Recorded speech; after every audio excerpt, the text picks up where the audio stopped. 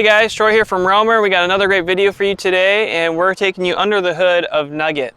We're going to show you everything that it took to actually stuff the 3.6 liter Jeep motor in the space that an old Willys truck has, and it's definitely not the same space. So we had to get pretty creative. So come on over and I'll show you.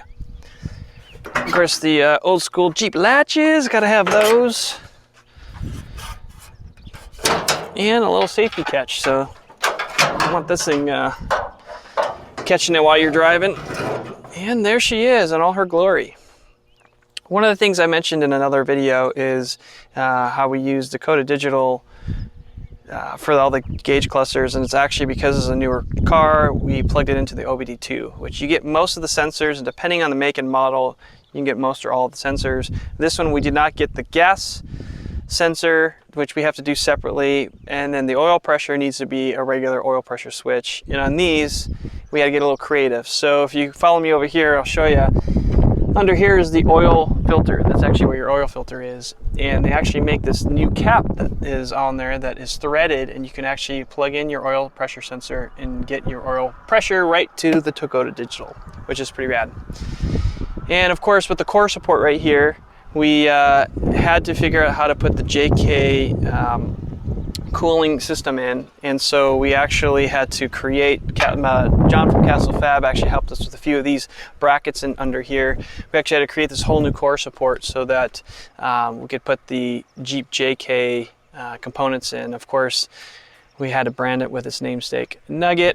And then over here, the reservoir for the brakes, it just wasn't big enough, so we actually had to have that made from scratch. And so Chris from Allen Motorsports actually made that. And then about 12 inches down by the firewall, from there down, it actually is all a new firewall, including extra space for our footwell and such.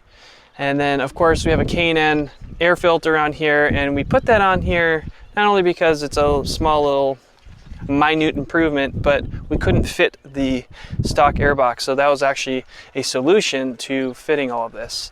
And of course we have our custom box for all of the fuses and for the Odyssey battery, and then all of our electronics with our Switch Pros head unit.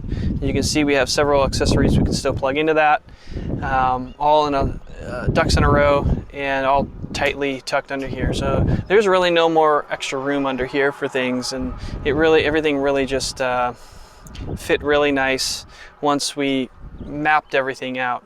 You know, the computer and analog brakes and all that kind of stuff. So here's under the hood. Full 3.6 liter V6 motor. We can actually get this thing serviced at the dealership, so it actually works out pretty rad. And the cool thing about this motor, you know, some people have asked us, why didn't you throw a V8 in there? Well, it would have been much more difficult, probably could have done it, but really, for the amount of horsepower this V6 puts out, you really don't need it.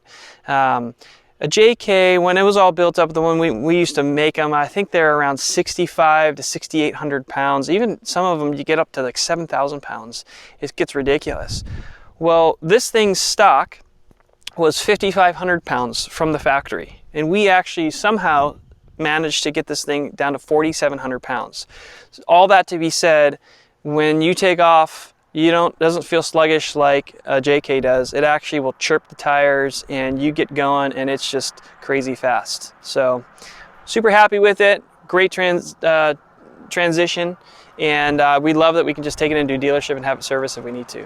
So stay tuned for more NUGGET videos, and ask some questions, comment below, and if you have any questions, we'll try to get back to you either on the comments or a follow-up video or whatnot. So also subscribe if you haven't, because that really helps us out. So thanks so much, and have a great day.